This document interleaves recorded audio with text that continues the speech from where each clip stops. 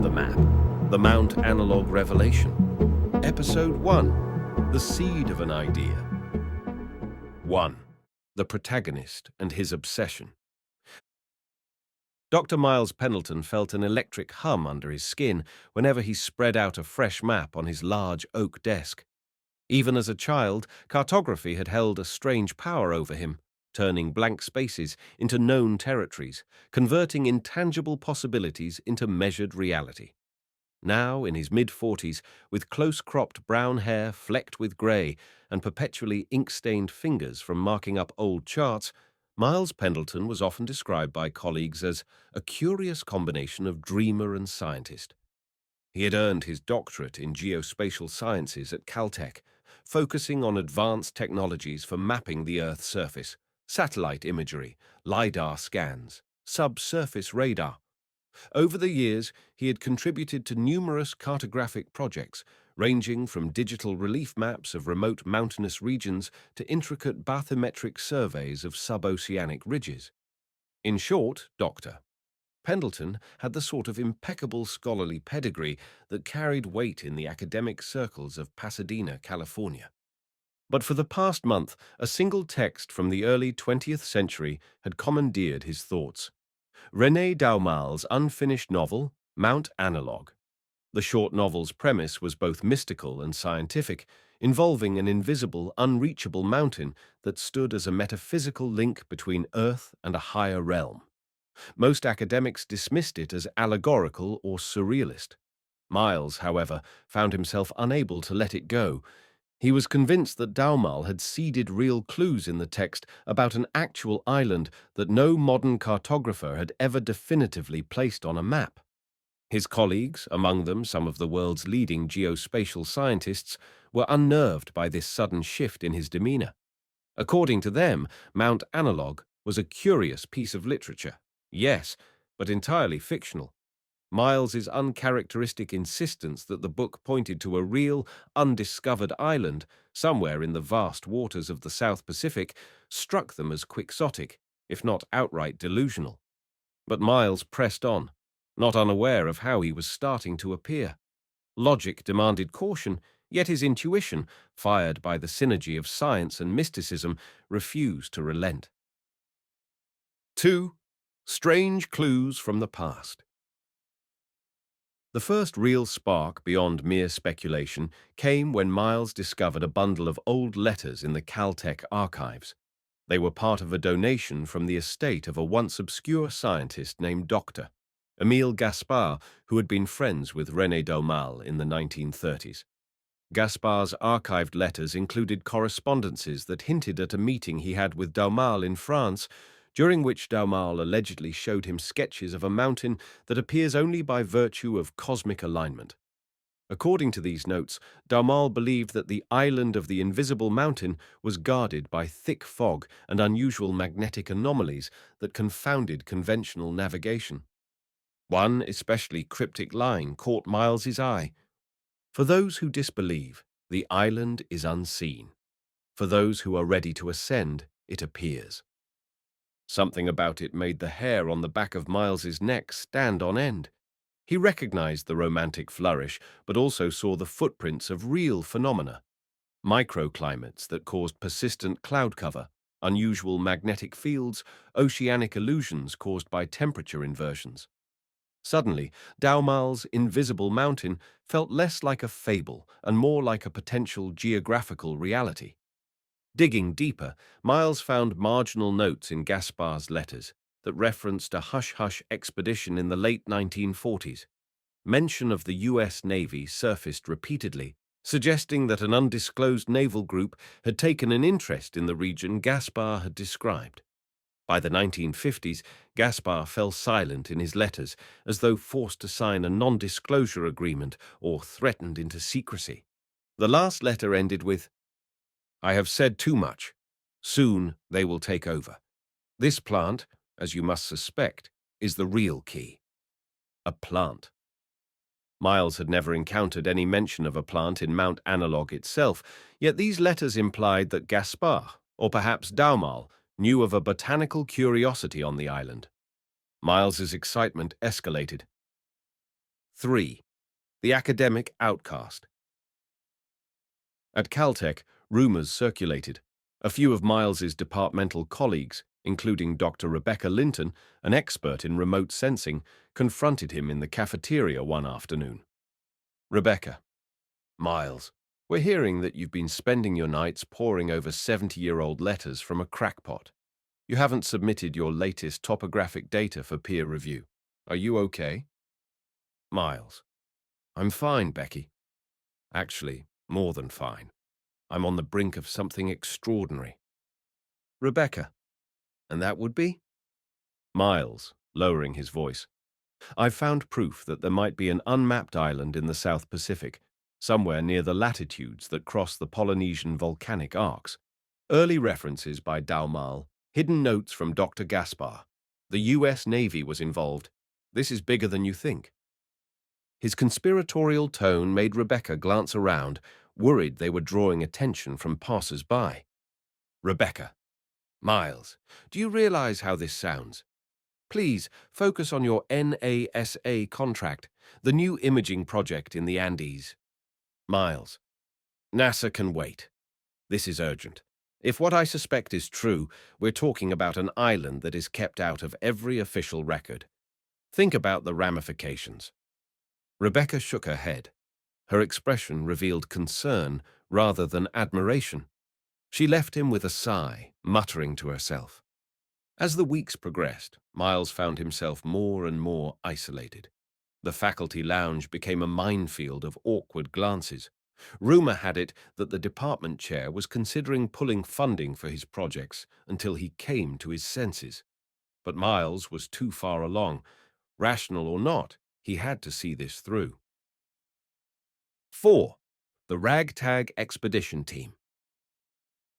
Despite the mounting skepticism at Caltech, Miles did find a few open minds. Curiously, most came from outside his immediate circle. One was an associate professor from UCLA named Dr. Meredith Oster, an oceanographer whose research specialized in abnormal wave patterns and undersea fault lines in the South Pacific. Unlike his Caltech colleagues, Meredith felt compelled by the possibilities in Daumal's text, especially any references to tectonic anomalies that could produce a phantom island. More than once, her own research had encountered unexplained data spikes in that oceanic region. Miles also drew interest from 3 graduate students who had caught wind of his forbidden project.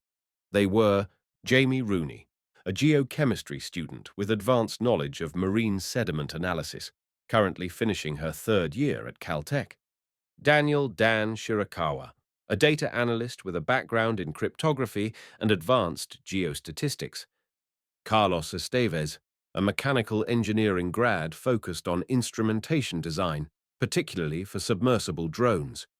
Each of these students felt a mixture of curiosity and a certain rebellious streak. They admired Miles for his unorthodox approach, especially in a field that prized tradition and peer approval. They approached him together one day after a lecture he had given on historical cartographic errors that masked entire landmasses for centuries.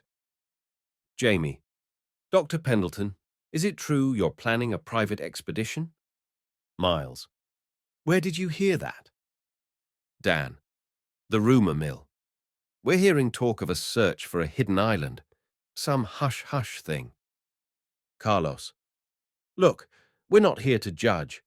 We're here to ask if you need any help. We have skill sets that might be useful if you're actually going somewhere remote. Miles studied their faces, gauging whether they were serious or simply fishing for gossip. Their expressions were eager, maybe even a bit starstruck. Miles: If you're serious, I do need crew members who can manage advanced equipment. The place we're going, well, let's just say it's going to be a complete black box. We won't find it on standard maps, meaning the usual route planning might not apply. We'll need real-time data analysis. And we could run into, well, special circumstances.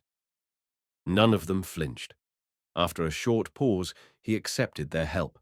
So now he had 4 people, Dr. Meredith Oster from UCLA and these 3 graduate students, willing to join him on what might be the biggest folly or the grandest discovery of his life. 5. Securing a vessel. Miles had a mild background in sailing, weekend excursions along the Southern California coast, so he knew enough to be dangerous, but not enough to pilot a large research vessel alone. Dr. Oster proved an asset here. Through UCLA's oceanography department, she had contacts in chartered shipping and private maritime companies that specialized in scientific expeditions. After weeks of phone calls and labyrinthine negotiations, they managed to secure a mid-sized oceanographic ship called the Calliope. Originally designed for climate change research, the Calliope boasted advanced sonar arrays, robust satellite communications, though that would be tested in the open Pacific, and a well-equipped wet lab.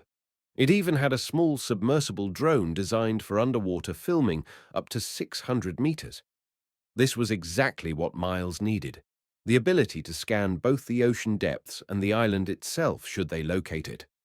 The only problem was money. Caltech wouldn't foot the bill for an expedition it deemed fringe.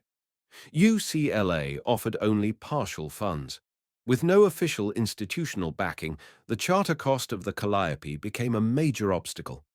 In the end, Miles drained a large portion of his personal savings, money he had inherited from his grandmother, to cover the rest. It was a reckless gamble, but rational arguments fell on deaf ears once the idea had seized him. 6. Preparations and skepticism. Word of the expedition reached the ears of Dr. Edmund Bascom, the chairman of Caltech's Division of Geological and Planetary Sciences. Bascom confronted Miles in a hallway lined with glass cases displaying antique astrolabes and sextants. Bascom: Miles, I've just heard about your plan. I hoped it wasn't true, but apparently it is. Miles: Chairman Bascom, with all due respect. Bascom, interrupting: Don't with all due respect me, Doctor. Pendleton: You're a valued member of this department. I hate to see you throw away your reputation on what amounts to a literary ghost chase. If you persist in this, you should know that your position here is precarious. Miles felt his chest tighten. He also felt, strangely, a surge of adrenaline that steeled his resolve. Miles: Are you threatening to fire me? Bascom: I don't think it will come to that if you listen to reason. You have responsibilities, including ongoing grants and students who depend on you for guidance. Miles: Yes, I do. And I'm guiding them to a place that could redefine cartography. Sir, we could be on the verge of discovering a landmass that's been deliberately kept off the map. Bascom's eyes flickered with fleeting pity. He turned to leave but paused for a moment before walking away. Bascom: I hope you find what you're looking for, Miles. And I hope, for your sake, it's real. The tension hung in the air long after Bascom departed. Miles tried to quell the swirl of anxiety in his stomach. He reminded himself that every great discovery began with an outlandish premise. This might be no different. 7. The Diary of a Third-Person Narrator. Unbeknownst to Miles, one of the 3 graduate students, Jamie Rooney, had decided to keep a diary of the expedition, meticulously recording daily events in third-person form. In her entries, she chronicled the entire lead-up. March 3rd. Dr. Pendleton stands on the precipice of a great question. He clutches an annotated copy of Mount Analogue, replete with cryptic notes from decades past. He is a man at odds with his own community, driven by a longing to map the unmappable. The rest of us sense both excitement and apprehension. Sometimes truth hides in these illusions.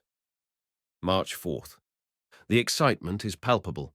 Calls to shipping companies, the click of keyboards analyzing bathymetric data, the frantic scrawling of lines across navigational charts. Dr. Oster from UCLA arrives, calm, methodical, brilliant, a perfect counterpoint to Dr. Pendleton's fervor. These diary entries would become the backbone of a record no official institution cared to keep. Jamie didn't know if she would ever show them to anyone else, but writing them was her way of ensuring that the truth no matter how bizarre, would not be lost. 8. Launching the expedition.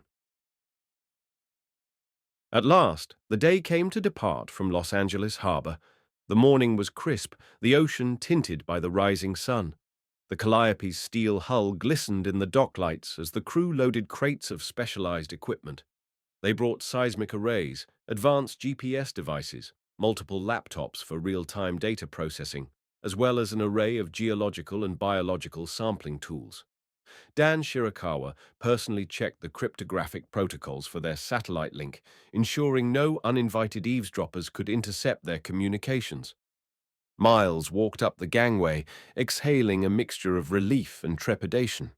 Standing on the deck, he gazed out at the wide expanse of water beyond the port, imagining the miles upon miles of open ocean they would soon traverse. Meredith Oster joined him, leaning on the railing. Meredith: "Ready?" Miles: "Ready as I'll ever be. It's hard to believe this is actually happening." Meredith: "The real question? Do you have any precise coordinates from your archival research? Or are we basically searching the entire South Pacific with some vague references to Daumal's text?" Miles: "I have approximate coordinates. Gaspar's notes reference certain headings that align with a specific band of latitude. There's also mention of unusual magnetics. We'll run grids over that region, scanning for anomalies in bathymetry, local magnetic fields, or microclimates." She nodded, though her face betrayed her uncertainty. Meredith: "Let's hope that's enough." Behind them, the 3 graduate students boarded, stowing personal belongings in cramped bunks. Jamie clenched her leather-bound journal, Dan checked a set of high-powered computers, and Carlos lugged in a spool of specialized fiber optic cable for the submersible drone. Then, with engines humming, the Calliope pulled away from the harbor, forging ahead into the open Pacific. Few realized the significance of this departure. For the next several weeks, they would navigate the watery wilderness in search of an island that might not exist. But if it did, it could upend more than just maps. It might challenge the boundaries of scientific understanding itself.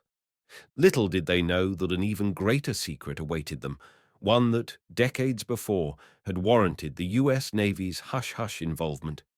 The expedition's true nature, the key Dr. Gaspar referenced in his final letter, remained hidden beyond the horizon.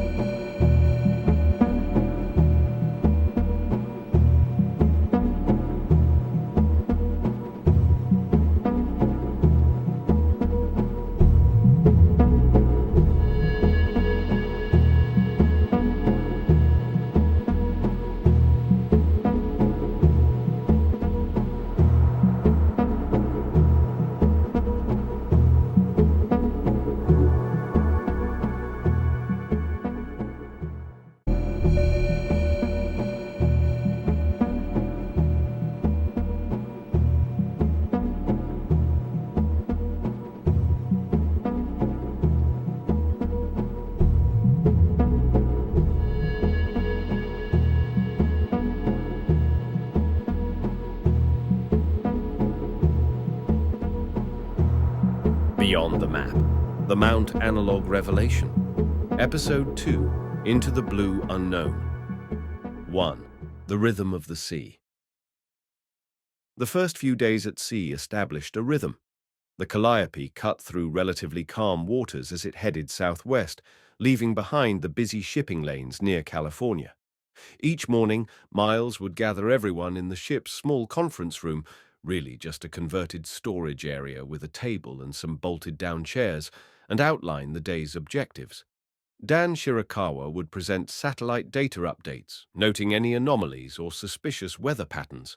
Meredith Oster would discuss sea current models, ensuring they compensated for the unpredictable eddies in the equatorial and sub-equatorial zones.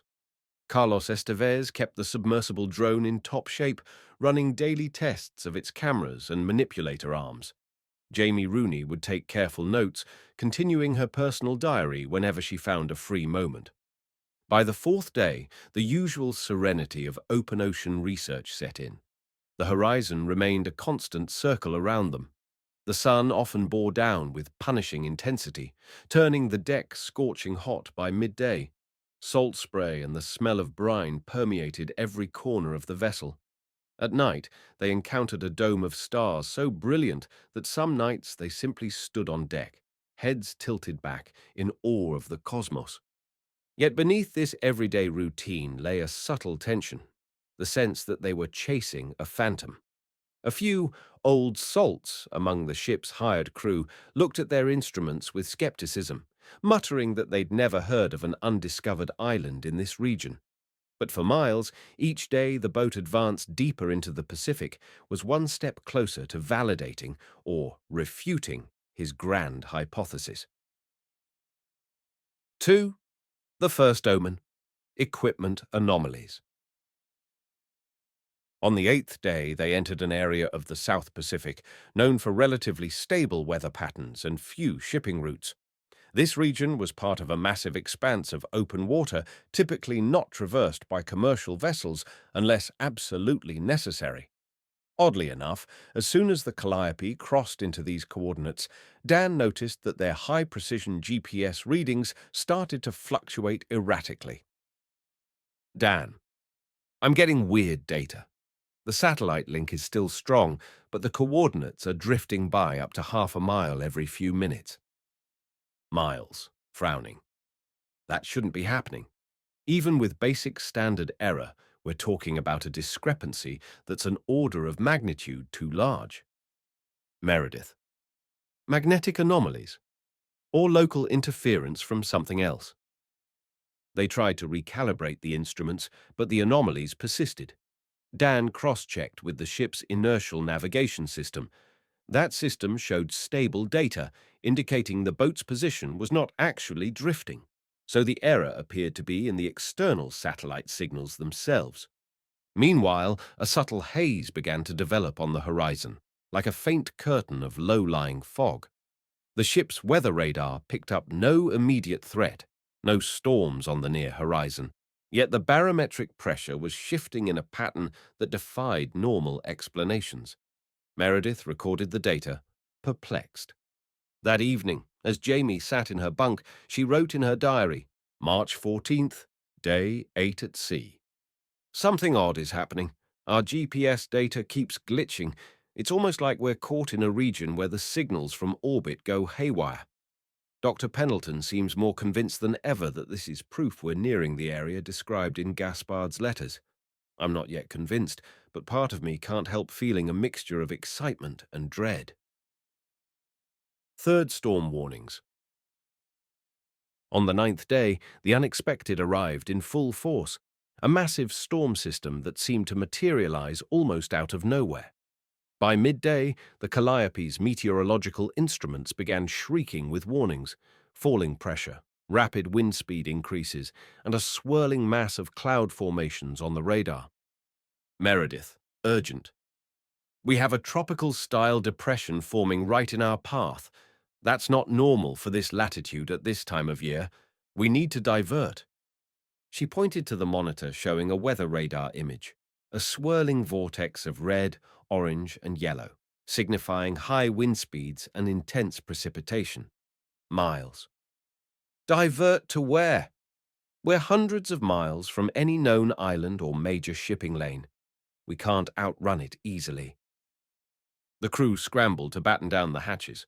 Carlos made sure the submersible drone was secured. Dan powered down sensitive electronics.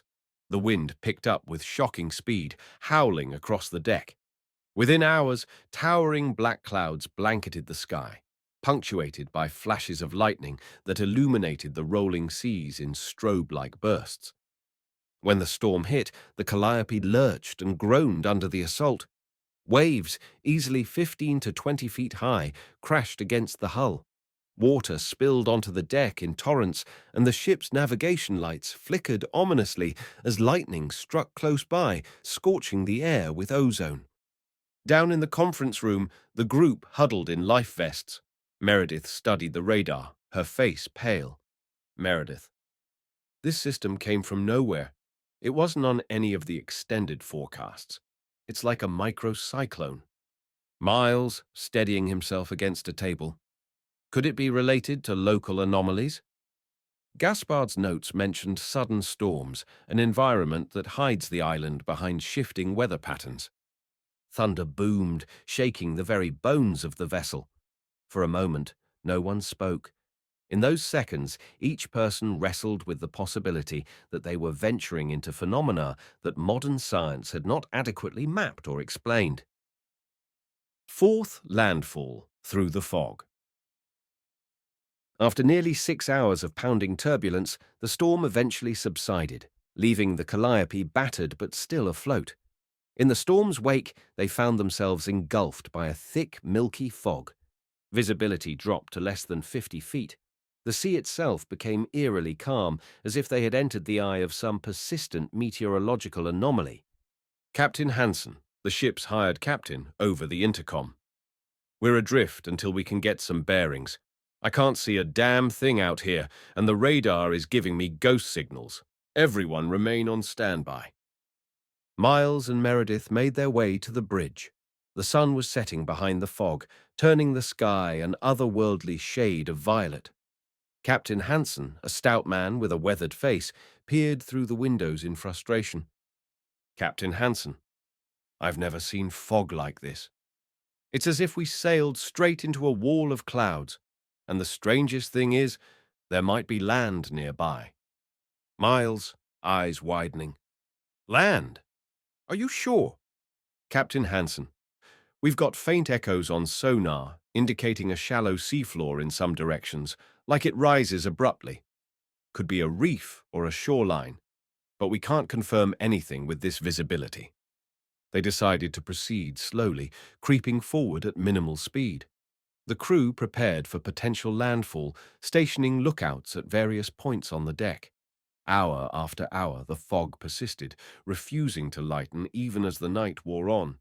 Then, at around 1 a.m., a voice crackled over the ship's speaker. "Captain, we have sight of land off the starboard bow." Everyone rushed to the starboard side.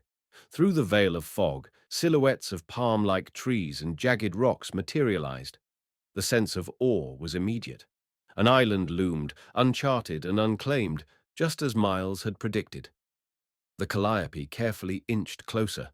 Eventually, they dropped anchor in what appeared to be a small cove, guided more by instrumentation than by actual sight. That night, no one slept well. Despite the excitement, there was an undercurrent of fear.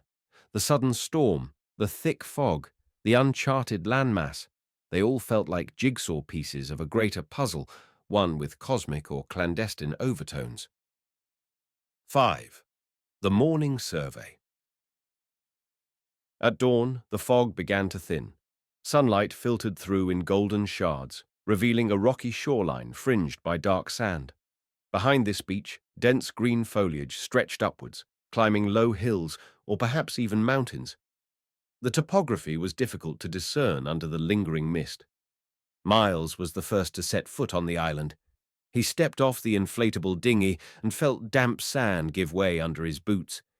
He looked back at the rest of the landing party, Meredith, Jamie, Dan, and Carlos, who joined him. A few of the Calliope's crew also came ashore to help set up a temporary base camp. The air felt different, charged with a subtle energy that none of them could quite pinpoint. Even the birds that circled overhead, black shapes cutting arcs through the haze, seemed out of place, as if watching them with a sentient curiosity. Miles, kneeling, picking up a handful of sand. "I can't believe it. It's actually here." Dan. "So, what does that mean for your theories about Daumal and Gaspar?" Miles. "It means they were right, at least partially. Let's not forget Gaspar's mention of a U.S. Navy presence. We have to be cautious." They split into two teams. Miles led Jamie and Dan to scout the immediate vicinity, while Meredith took Carlos inland to collect soil and vegetation samples. They agreed to maintain radio contact every 30 minutes. 6. Clues of a military presence. Within an hour of trudging inland through dense undergrowth, Miles, Jamie, and Dan discovered something startling. A rusted metal structure partially hidden by vines and thick foliage. It resembled the corner of a prefabricated steel bunker, typical of mid-20th century military designs. A faded stencil on the metal read, USN. Miles, eyes wide. It's exactly like Gaspar's letters suggested. The US Navy must have established a facility here, but why is it abandoned? They carefully approached, pushing aside tangled vines. The structure seemed old, with rivets corroded by decades of exposure. Dan found a padlock on what looked like a hatch, but it had rusted shut long ago. They tried to peer inside through cracks in the steel plating. The interior was pitch black, with no signs of immediate life. Jamie. Could be anything. An outpost, a storage depot, or part of a larger base. The fact that it's deserted is weird. If it was a secret, they might have hidden it better or maintained it. Miles. Or maybe they built a newer facility elsewhere on the island. This could just be a relic. Let's keep an eye out. Jamie recorded the coordinates in her diary, while Dan snapped photographs with the digital camera. They moved on, hearts pounding with curiosity and perhaps a tinge of dread. 7. A deeper mystery. Meanwhile, Meredith and Carlos stumbled upon an even more unnerving clue. A chain-link fence partially collapsed, with barbed wire at the top. It stood in a clearing about half a mile from the beach. A battered sign hung from the fence, reading, "Restricted area, U.S. government property, no trespassing." Meredith, whispering, "This place was definitely used by the military. The sign is mostly intact. I doubt it's from World War II. It looks more modern." Carlos, agreed. The font style and the materials suggest something post-1950s, maybe from the 1960s or 70s. Could be older, but it's definitely not World War II era. They took pictures, then ducked through a gap in the fence, stepping into a large, overgrown compound. Concrete slabs jutted out of the ground, possibly the foundations of demolished buildings. Scattered debris, some old crates, rusted barrels, lay half-buried in the soil. What caught Carlos's eye was a small metallic canister with faded markings. He brushed the dirt off to reveal a partial label. LSD-25, followed by experimental use only. His hands trembled slightly. Carlos. Meredith. You need to see this. Meredith. LSD-25? That's the classic LSD compound discovered by Albert Hofmann in the 30s, used in CIA experiments in the 50s and 60s. Why would it be here? They traded uneasy glances. Gaspar's final letter had mentioned a plant with psychoactive properties, a substance that the Navy wanted to study. If LSD was here, perhaps the US military had tried to compare the plant's compound to known psychedelics. A swirl of possibilities flooded Meredith's mind. This island was shaping up to be more than just a geological or cartographic mystery. It might be a nexus for clandestine research into mind-altering substances. 8. Reunion at base camp. By late afternoon, both teams reconvened at the temporary camp near the beach. They shared their findings: the half-buried bunker, the fenced compound, the LSD canister. Miles's expression went from shock to grim determination. Miles. There's no doubt about it. This is the site Gaspar hinted at. We've found physical evidence of US military presence. We need to press further inland to see if there's an active facility that's still functional. For all we know, the entire island could be under covert surveillance. Meredith. We have to be extremely careful. If the Navy or some Black Ops division is still here, we could be in serious trouble just by being on shore. This might be a no-go zone. Yet the group collectively decided to push on. They hadn't come all this way to turn around at the first sign of government secrecy. That evening, they set up a more permanent camp, complete with a couple of portable generators to power floodlights and charging stations for their electronics. The Calliope remained anchored in the cove, ready to evacuate them if necessary. 9. Eerie nightfall.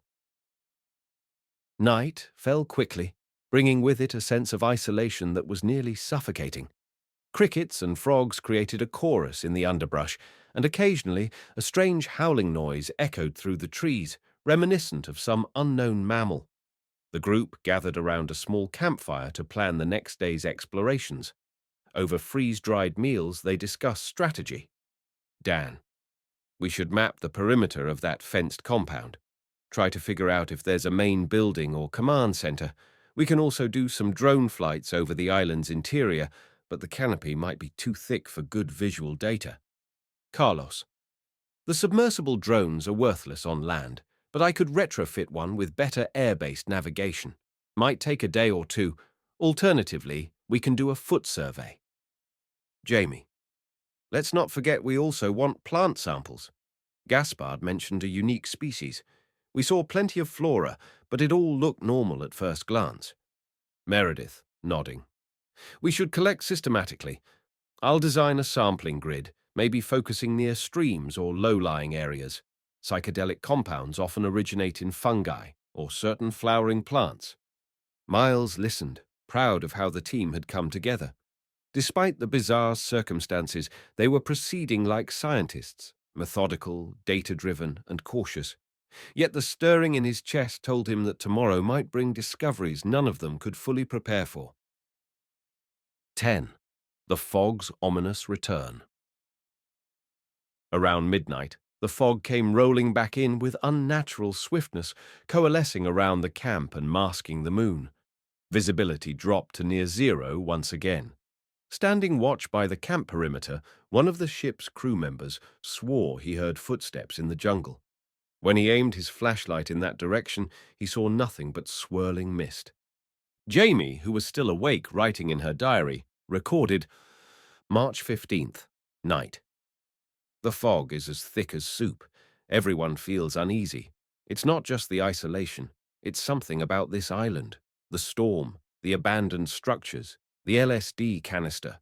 It all points to a deeper secret. Dr. Pendleton is convinced we're on the brink of unveiling something monumental, but a part of me wonders if we're in over our heads." As the camp's floodlights cast a ghostly glow into the swirling mist, the team realized they were on the threshold of revelations that might upend their understanding of reality. For if there truly was a super-secret research facility hidden here, an operation that possibly harnessed a plant with psychoactive properties thousands of times more potent than LSD, they would soon confront forces that blurred the line between rigorous science and what one might call the mystical. Unbeknownst to them, watchers in the shadows were already aware of their presence, quietly observing this new band of intruders, scientists, dreamers, and students of the unknown, who had dared to breach the island's veil of secrecy.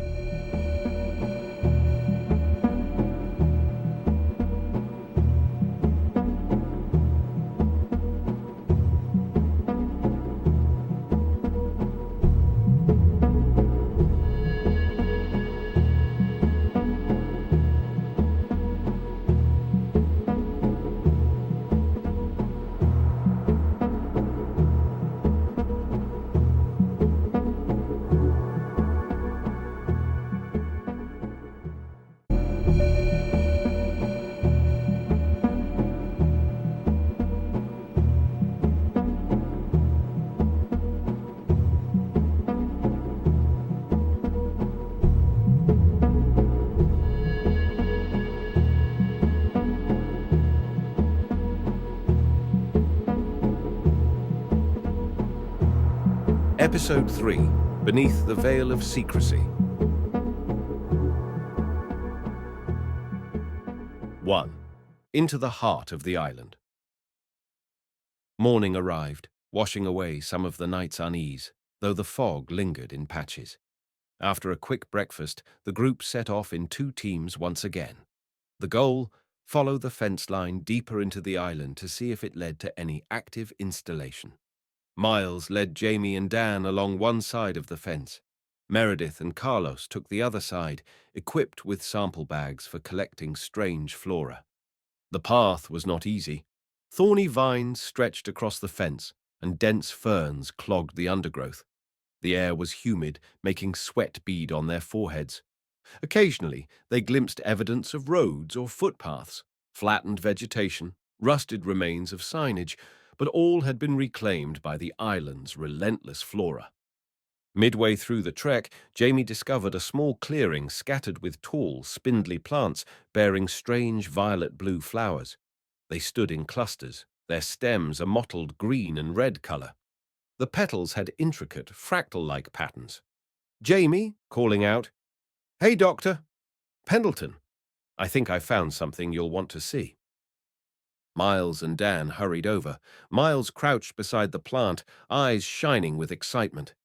"Miles, could this be it?" The plant Gaspard mentioned. "I've never seen a species like this.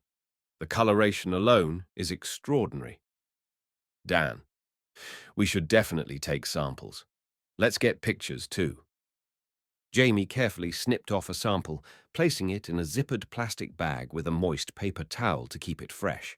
She also collected a small portion of the soil in which it grew. As they worked, an unsettling thought crossed Miles's mind. If this is indeed the plant with powerful psychoactive properties, it might explain the presence of LSD canisters. Perhaps the military was testing or refining its potency. 2. The concrete complex. Meredith and Carlos, meanwhile, stumbled upon what appeared to be the main complex of the old facility, a cluster of concrete buildings, many with collapsed roofs or shattered windows. A large sign lay face down in the dirt, broken into pieces. Carlos flipped a chunk of it over with his boot, revealing partial lettering. Urch Facey. Possibly it once read Research Facility. Gaining entry into one of the smaller structures required prying open a rusted steel door. Inside, they found a corridor littered with debris, broken glass, torn cables, and decaying furniture. The stench of mold and rust filled the air. In one room, they discovered battered steel desks and filing cabinets whose drawers had been either removed or left hanging open. Most were empty, but in the corner, underneath a fallen partition, lay a tattered box of old documents. Meredith, cautiously lifting the box. "Look, these might still be legible." They carried the box into a patch of sunlight streaming through the collapsed roof and began to sift through the papers. Faded memos bore official headings like U.S. Navy Special Projects Division. One partially legible document referenced a plant compound number 17 with a note, "High psychoactive potential significantly exceeds LSD 25 in potency." Another memo detailed safety protocols for handling live plant specimens, advising heavy sedation and protective gear. Carlos felt his pulse quicken. This was the proof. The U.S. Navy had not just stumbled upon the island, they had actively researched a psychoactive plant that dwarfed LSD in potency. He rifled through more pages. "Carlos, this is insane. They knew about a plant that can alter perception to a degree never before recorded. Why hasn't this leaked to the public?" Meredith shared his sense of awe and dread. If these documents were real, the U.S. government had likely suppressed their existence for fear of the plant's potential misuse or weaponization. 3. A secret still active. As they continued exploring the abandoned corridors, Meredith noticed something peculiar. Fresh footprints in the dust. Human boot prints, far too recent to be from the facility's heyday. Someone else had been here, maybe even in the last few days. She motioned for Carlos to be quiet, pressing a finger to her lips. They carefully followed the footprints deeper into the complex, descending a flight of stairs to a lower level. At the bottom, they found a heavy metal door with more modern hardware, newer than the rusted doors above. It had an electronic keypad lock, blinking with a faint red LED. This was a stark contrast to the decades-old debris around them. Carlos crouched down, examining the lock. "Carlos, this is definitely not 1950s tech. Looks like a fairly modern security system, maybe installed within the last 10 years. Meredith, so the facility might still be operational in some capacity. Let's not try to force it. We need the others. They retreated, hearts pounding. If a modern security door existed, it meant an active presence, possibly armed. They hurried back toward the surface to rendezvous with Miles and the rest. On the way, they clutched the box of documents tightly, as it was now invaluable evidence of a continuing operation. Fourth confrontation in the jungle. Miles, Jamie, and Dan, meanwhile, had continued along the fence line after collecting the plant samples. Suddenly, Dan halted, placing a hand on Miles's shoulder. Dan, whispering, "Did you hear that?" They listened. Footsteps in the brush, heavy, purposeful. Jamie tensed, scanning the thick foliage. A moment later, 3 figures emerged from behind a cluster of tropical ferns. They wore dark green fatigues, carried firearms slung over their shoulders, and bore no visible insignias. One stepped forward, a tall man with a grim expression. Soldier, curtly, "Identify yourselves." Miles, raising hands defensively. "We're scientists. We came from a research vessel. We mean no harm." The soldier's gaze flicked to the bag of plant samples Jamie held. He frowned. "Soldier, this island is under restricted control. You're trespassing." Jamie, "We had no idea. There were no notices at sea." Soldier, nodding to his companions, "We need you to come with us." One soldier grabbed Dan's arm, another took Jamie's. Miles started to protest, but the muzzle of a rifle cut him short. They had little choice but to comply. The soldiers led them deeper into the jungle, eventually reaching a dirt road that ended at a barbed wire gate.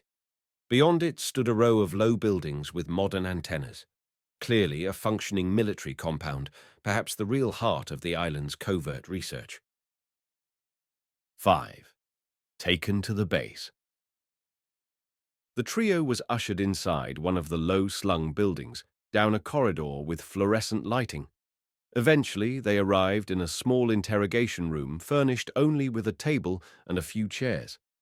A man in his late 50s, wearing a navy blue uniform devoid of clear rank insignia, greeted them with stern composure. "Officer. Doctor. Pendleton, I presume." Miles tried to hide his surprise. How did this man know his name? "Officer. Don't be alarmed. We've been monitoring your communications since you entered this region. We know who you are, and we know why you're here. You are correct that René Daumal's novel and Dr. Gaspar's notes reference this island. But you need to understand something. Everything that happens here is classified at the highest level." Miles. "Classified? This is a covert US base, isn't it?" Officer. "Yes, and you are trespassing on sovereign territory. By all rights, we should detain you indefinitely for violating national security protocols." Jamie and Dan exchanged worried looks. The officer paced for a moment, then continued. "Officer. However, we also recognize that forcibly disappearing a group of academics could cause complications. Dr. Pendleton, you should have heeded the warnings. This island is not on any map for very specific reasons. We can't just let you walk away with your discoveries." He exhaled, then took a seat across from them. "Officer, there's something else. We're not monsters. We've been studying this place for decades, and in a twisted sense, we appreciate the scientific value of your curiosity. The question is whether you can handle the truth and keep it to yourselves." Sixth revelation of the psychedelic plant. Meanwhile, back at the abandoned facility, Meredith and Carlos waited anxiously for Miles's group to appear. When they didn't, Meredith attempted radio contact. Static. Alarm bells rang in her mind. Perhaps the same people who installed that new keypad lock had also jammed their frequencies. They decided to return to the beach camp to regroup with the others. On the way, however, they encountered the same detachment of armed soldiers. A tense standoff ensued, but ultimately they were also taken into custody and brought to the same modern compound. Soon, the entire team stood together in a larger briefing room under armed guard. The officer introduced himself as Commander Jonathan Pierce. He began a controlled explanation. Commander Pierce. After World War II, US intelligence caught wind of a French scientist, Dr. Émile Gaspard, claiming knowledge of a plant with psychoactive properties exponentially stronger than LSD. When we discovered his references led to this island, we established a top-secret research post in the early 1950s under the Navy's aegis. Over the decades, the project changed hands, eventually moving under the purview of certain black-budget programs. We've been here ever since, studying the plant's chemistry, biology, and its potential applications.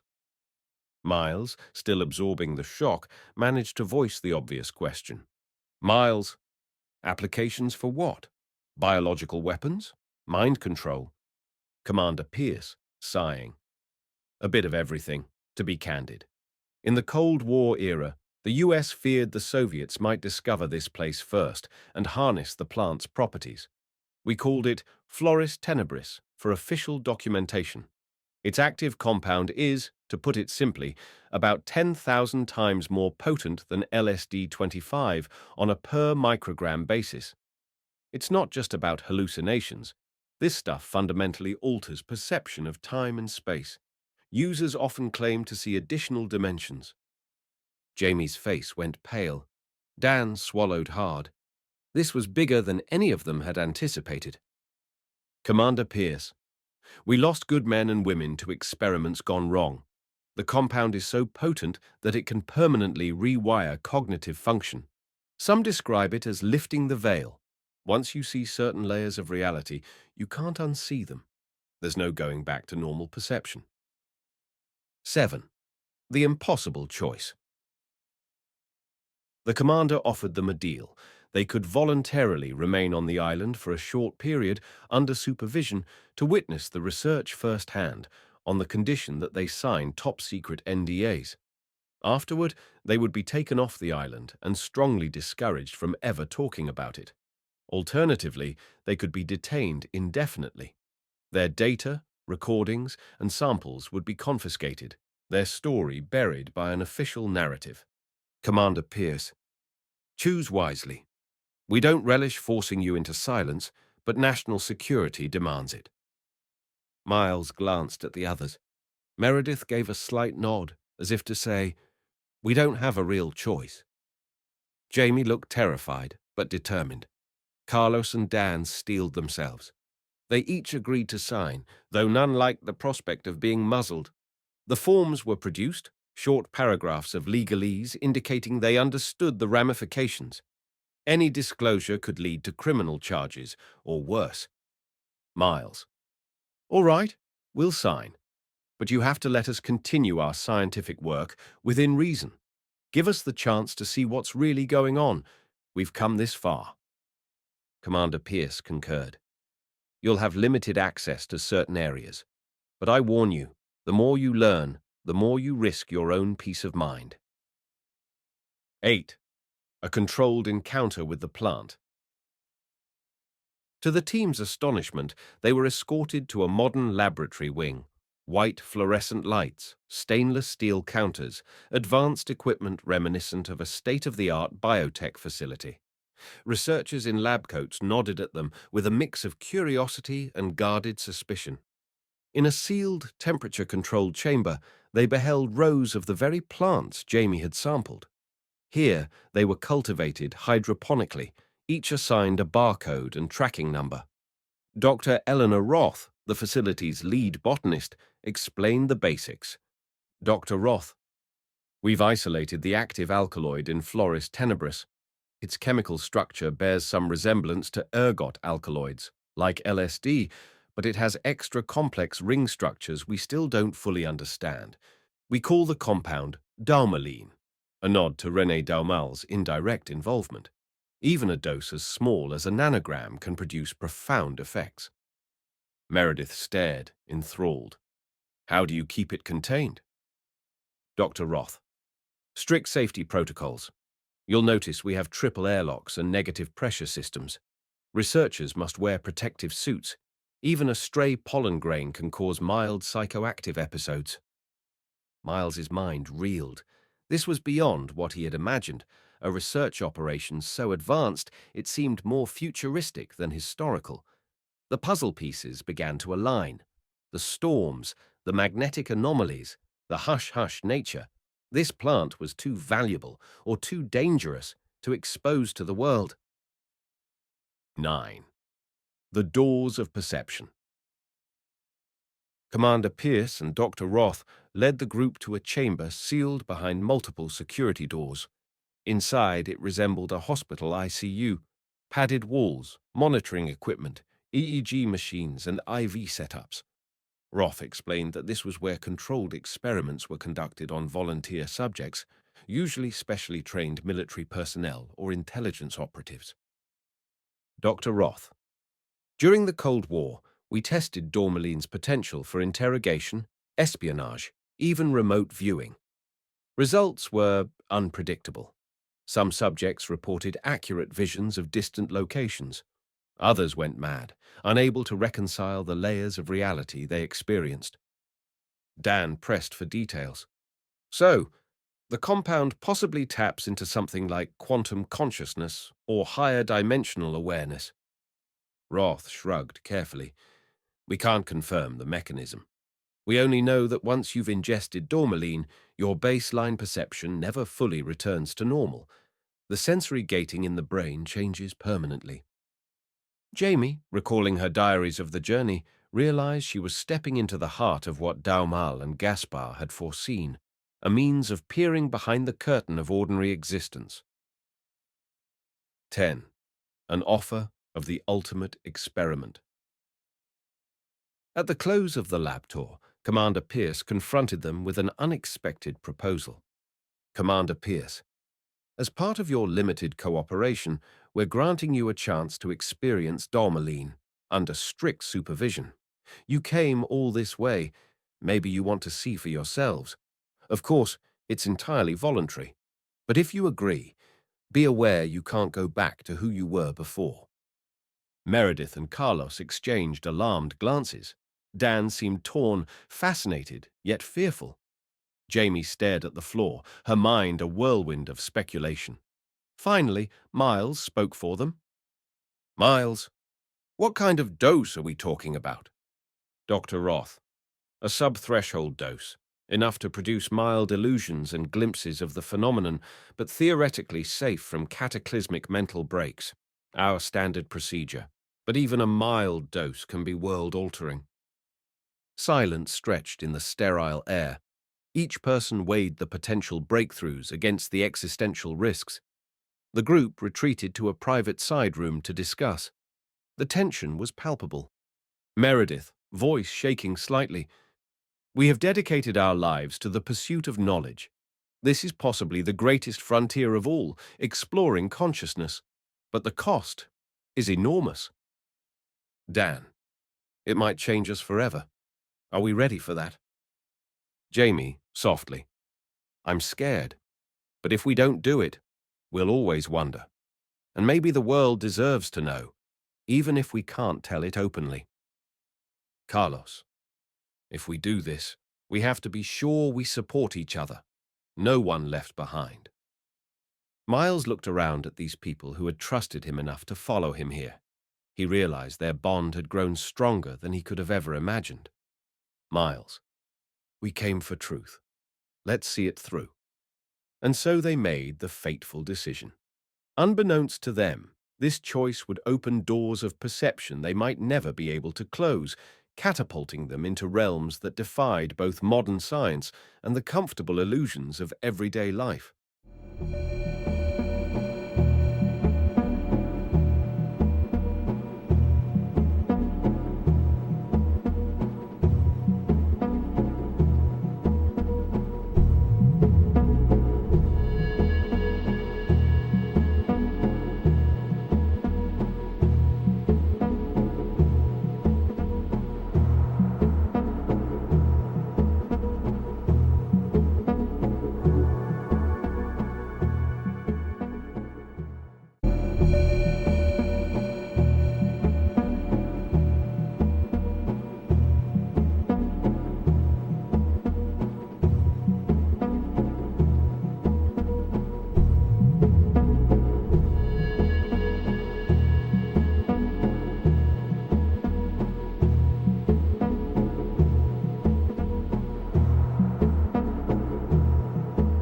Episode 4. Peering Beyond the Real. First, preparations for the trial. The following morning, the group reconvened in the sealed laboratory ward designed for Dormaline trials. Commander Pierce observed from behind a one-way glass panel. Dr. Roth oversaw the medical apparatus, assisted by a pair of somber-looking paramedics who appeared more military than civilian. Meredith, Miles, Jamie, Dan, and Carlos were each seated on hospital-style beds, separated by privacy curtains, but close enough to see and hear one another. They wore cotton scrubs and were wired to heart rate monitors and EEG electrodes. The overhead fluorescents hummed softly, providing a stark contrast to the raw intensity they were about to face. Dr. Roth, addressing them calmly. Remember, this is a sub-threshold dose, but sub-threshold with Dormaline can still be intense. It will be administered via a micro-infused inhaler to ensure precise dosing. You may experience synesthesia, time dilation, and a sense of presence. Relax and let the compound flow through you. Fight it, and panic can ensue. Jamie swallowed hard. She could feel her heart pounding in her chest. What am I doing? She thought. But it was too late to back out now. The masked technician came by with a small metallic inhaler for each of them. One by one they pressed it to their lips and inhaled. The vapor tasted faintly of bitter citrus and metal. 2. The onset. At first, nothing. Then slowly, each experienced an intensifying warmth coursing through their body. Meredith felt the bed beneath her dissolve into a million tiny, shimmering points of light. Dan noticed the beeping of his heart rate monitor turning into a visual pattern floating in the air. Jamie's sense of hearing expanded so drastically that she perceived the blood pumping through her own veins as a roaring river. Miles stared at the ceiling, but the sterile tiles melted away to reveal what looked like an endless black sky filled with swirling galaxies. He blinked, and the ceiling was back. Only it was also not back. He could see through it, as though layers of reality overlapped. Miles, voice trembling. Oh, my God. In the adjacent bed, Carlos mumbled something about electromagnetic fractals. His words drifted through the room, leaving trails of color in the air. The medical staff observed carefully, noting EEG changes. The waveforms displayed unusual bursts of high-frequency activity in the gamma range, previously documented in advanced meditators, but here pushed to extremes. 3. Breaking through the threshold. What the team didn't realize was that sub-threshold for Dormaline still verged on the cosmic. Within minutes, they sensed a presence, like a collective consciousness enveloping them. It felt benevolent, yet utterly alien. Time fractured. Some glimpsed childhood memories superimposed on the lab, others soared through distant star systems.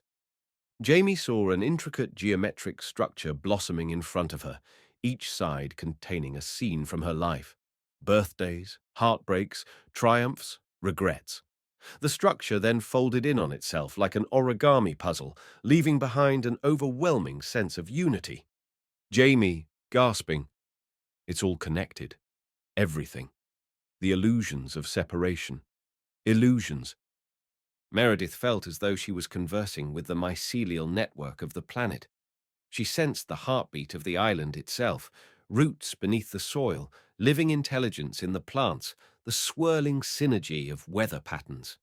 She tried to articulate it, but her words emerged as fragmented poetry. Dan encountered something akin to cosmic code, lines of shimmering symbols describing the fundamental equations of reality.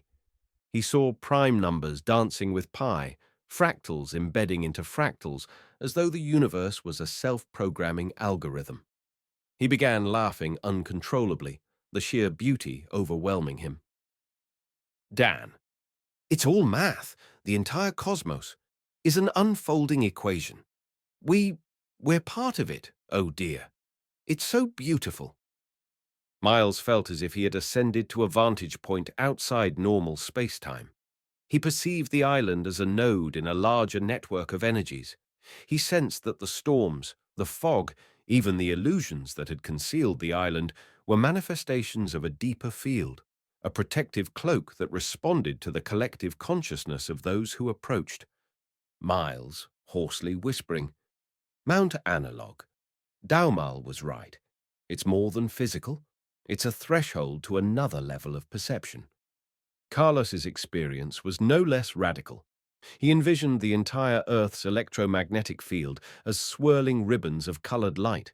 He saw how this island's unique resonance created a bubble that interfered with GPS satellites and perhaps even normal cognitive filters. The synergy between the plant's alkaloid and the island's electromagnetic anomaly formed a veil of secrecy at a fundamental level. Fourth, medical intervention and aftermath. After about 30 minutes, the staff administered a mild sedative to begin grounding them. The meltdown of ordinary senses receded, leaving them drenched in sweat, hearts pounding, minds whirling. Dr. Roth monitored them closely, ensuring no one spiraled into psychosis. As the sedation took hold, each returned to a functional state, albeit forever changed. When the medical staff finally declared them stable, the group was allowed to gather in a recovery ward. Sitting in a circle, they exchanged stunned looks, each struggling to put into words the intangible revelations they had experienced. Miles. I saw everything as if it was made of these layers of meaning. I can't describe it. Meredith. The island is alive, more alive than anything I've ever felt. It's like a living consciousness that's part of Earth, but also beyond it. Jamie. We're connected. All of us. Humans, plants, animals. This plant just rips away the usual filters. Oh God, we've been so blind. They fell silent, each grappling with the sense that the everyday world they left behind was a mere sliver of reality. Now they had glimpsed the underpinnings of existence, a realm of energies, patterns, and unity. Part of them longed to integrate this revelation into their normal lives, while another part feared they never could. 5. Forbidden knowledge. Commander Pierce and Dr. Roth came to debrief them later in the day. The group was physically exhausted, emotionally drained, but intellectually aflame. Commander Pierce. Now you see why we keep this island off the maps. Can you imagine if this compound leaked to the masses? Civilizations might collapse under the weight of mass enlightenment, or confusion and chaos. No government can risk that. Dr. Roth. We don't fully understand the phenomenon ourselves. Our attempts to weaponize or control it led nowhere good. Instead, we maintain a long-term study. Slow, careful. Miles frowned. That's a big moral choice you've made for the entire world. Commander Pierce, shrugging. It's above my pay grade, but we do what we must. Jamie recalled how the words, "Once these doors of perception are open, one is forever changed," had rung through her mind. The island's secret weighed heavily on her. She scribbled notes in her diary when no one was watching, though the NDA forbade it. She couldn't let such a monumental experience vanish unrecorded. 6. The team's debate. They returned to the living quarters they'd been assigned, Spartan rooms with cots and locked windows. Over a meal of bland rations, they conferred in hushed voices. Dan. They'll let us leave eventually, right, after we sign even more papers promising silence. Meredith. Most likely. The question is, do we abide by that silence, or do we risk everything to share this with the world? Jamie. If it could awaken humanity to a deeper reality, but also it could unleash chaos. Imagine black market Darmaline. Total psychosis in the wrong hands. Miles sat quietly, staring at his hands. He struggled with the tension between academic freedom and the ethical implications of releasing a substance capable of shattering minds. The sense of wonder from his experience clashed with the grim reality that some truths might be too dangerous. 7. Rumblings of discontent. Unbeknownst to the group, not everyone in the facility agreed with the official stance. Late that evening, a young researcher named Dr. Annalise Breen slipped into their quarters, scanning the hallway for guards before shutting the door behind her. Dr. Breen, hurried whisper. I had to speak with you. I've been here for 5 years, and I can't keep quiet anymore. This research, keeping it secret, feels like a sin against humanity. Miles, surprised. You want this exposed? Dr. Breen, I don't know if total exposure is right. But the current approach, hoarding knowledge, covertly testing on soldiers, it's unethical. We've discovered a window into the fundamental nature of consciousness. This shouldn't belong to any single nation's military. She passed them a small flash drive. Dr. Breen, this contains my personal notes, data we're not supposed to share. Backup it somewhere safe.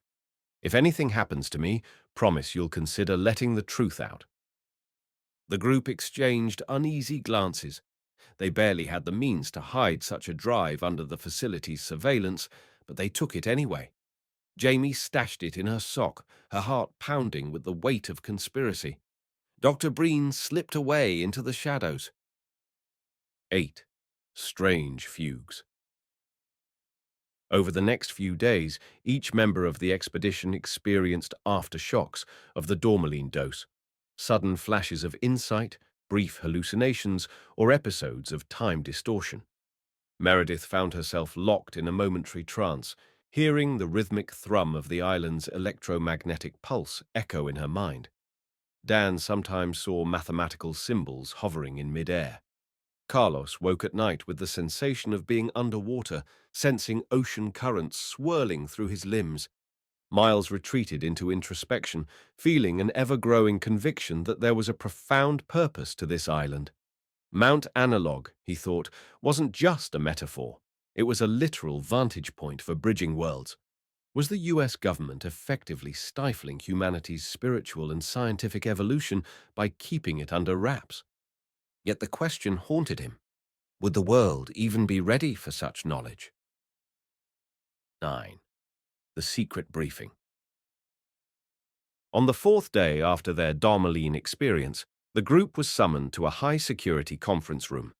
Commander Pierce and a handful of stern-faced men and women in suits, likely high-level intelligence officials, waited for them. Suit number 1. We've evaluated the situation. You've seen things that are, let's say, well above standard clearance levels. We need your absolute compliance. You'll leave here under armed escort and return to the mainland. But your cooperation is mandatory. No talk of what you witnessed, no records kept. Suit number 2, pointing to them in turn. Failure to comply will result in immediate reclassification of your status. Understand? The group nodded, though none of them felt truly willing to comply. They could sense the intimidation tactics, illusions of choice, heavy consequences if they strayed. Commander Pierce observed them with a tinge of sympathy. Commander Pierce, for what it's worth, I'm sorry. You came seeking an island that the rest of the world can't know about. Now that you've found it, we can't just let you be, but we'll try to keep your academic careers intact as long as you abide by our terms. Miles clenched his jaw. He realized how powerless they were in the face of an apparatus that had quietly molded the island into a fortress of secrecy for decades. Yet he also felt that knowledge was a force that couldn't be contained forever. 10. Return to the ship. By sunset, they were escorted to the Calliope under the watchful eyes of armed guards. The soldier from before, who had captured them in the jungle, now followed them onto the deck to ensure no last-minute attempts to flee. Commander Pierce stood at the dock, delivering final instructions. Commander Pierce, a naval ship will rendezvous with you in international waters. They'll escort you back to a US port. From there, you'll be on your own, so long as you keep silent. Miles, and if we don't? Commander Pierce, quietly, I think you know the answer. The engines rumbled as the Calliope pulled away, slicing through the fog-laden waters. The island receded behind them, still shrouded in mystery and swirling mists. None of them spoke for a while. It felt like leaving a part of their very souls behind. Finally, Jamie broke the silence. Jamie, I never imagined it would end like this. Are we just going to pretend we never saw any of it? Meredith, we might not have a choice, but we do have Dr. Breen's data. That's something. Dan, yeah, something that could make us targets if we even hint at releasing it. Miles exhaled, staring at the horizon where the island had vanished. The Dormaline revelations still pulsed through his mind. No matter how much time passed, he suspected he would never fully return to the map of reality he once knew.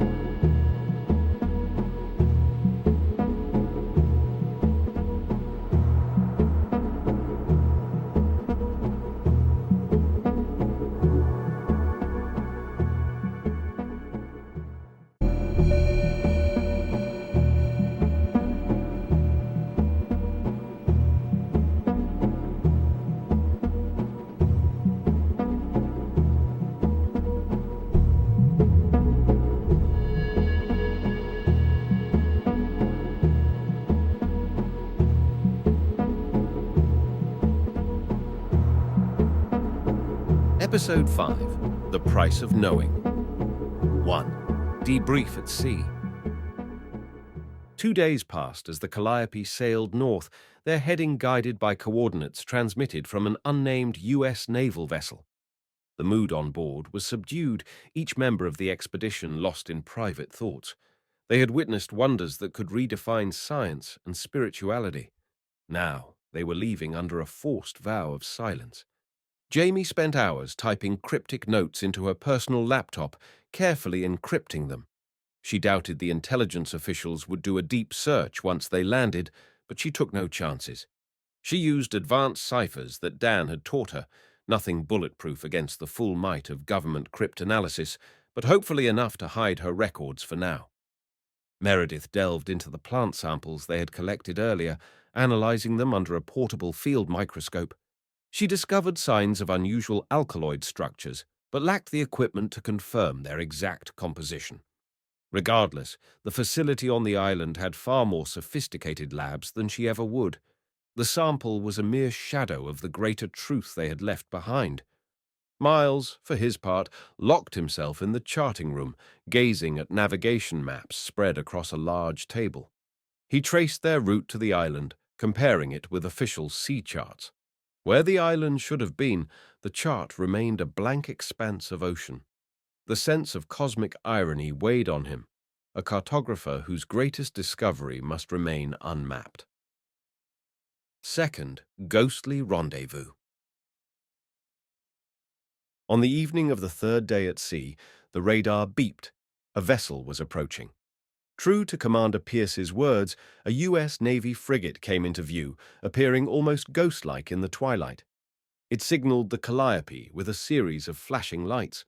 The hired captain complied, guiding the ship alongside the frigate, where lines were thrown to bring them in parallel. A short radio communique instructed them to stand by. Within minutes, a small boarding party arrived, 3 uniformed Navy personnel and 1 man in a suit, presumably an intelligence officer. They carried out a cursory inspection of the ship, scanning electronics, rummaging through living quarters. When they finished, they seemed satisfied that no contraband or official documents from the island were on board. Jamie and Dan exchanged wary glances, grateful that their encrypted files remained hidden. Intelligence officer, to Miles. We'll escort you to a U.S. port for immigration and customs procedures. From there, you'll be free to go. I trust you remember your obligations. Miles simply nodded. Words felt pointless. The naval frigate then guided them northward, though it kept a discreet distance, shadowing them until landfall. 3. Return to the mainland. A week after leaving the island, the Calliope docked in San Diego under the watchful eyes of naval personnel. Their expedition concluded much as it had begun, quietly, without fanfare, though now tinged with an oppressive secrecy. Upon disembarkation, each member of the team was ushered into a bland government building near the naval base for processing. They were separated into different rooms, questioned again by stern-faced officials. Signatures were required on additional documents reiterating the terms of confidentiality. After hours of this bureaucratic exercise, they were finally released into the late afternoon sunlight.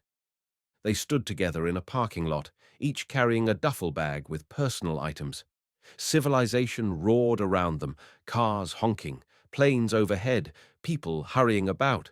It felt surreal, as though they had spent an eternity in another dimension. Dan ran a hand through his hair. Dan, I can't believe we're back. Everything feels artificial now. Meredith. I know. The city looks different. I keep seeing glimpses of patterns in the sky. Jamie. So what now? We just go back to normal life? They turned to Miles, whose eyes were fixed on the horizon. He exhaled slowly. Miles. We can't unsee what we saw, but we have to be careful. Let's regroup after a short break. Maybe see if we can figure out a plan that doesn't get us thrown in a black site. They exchanged contact details, promising to stay in touch via secure channels Dan would set up. Then they parted ways, each grappling with the burden of knowledge that defied all rational boundaries. 4. Aftermath and personal turmoil. Over the following weeks, life resumed in a strange parody of normality. Miles Pendleton returned to Caltech. As expected, the department chair gave him a cold reception, demanding to know what had become of his rogue expedition. Miles offered a terse explanation about storms and inconclusive findings. Bascom seemed relieved, if still wary. However, Miles's perspective had shifted so radically that everyday academic routines felt hollow. He found himself losing interest in mundane cartographic projects. His dreams were haunted by swirling fractals and the memory of cosmic unity. Meredith Oster resumed her post at UCLA, pushing forward with oceanographic research. Yet, in every wave pattern she analyzed, she sensed a deeper resonance, a hidden frequency that reminded her of the island's electromagnetic aura. She struggled to focus on her usual tasks, the memory of the lab's advanced systems and the missing puzzle pieces gnawing at her. Jamie Rooney tried to return to her graduate program. She faked normalcy, but the Dormaline experience had awakened a latent sensitivity.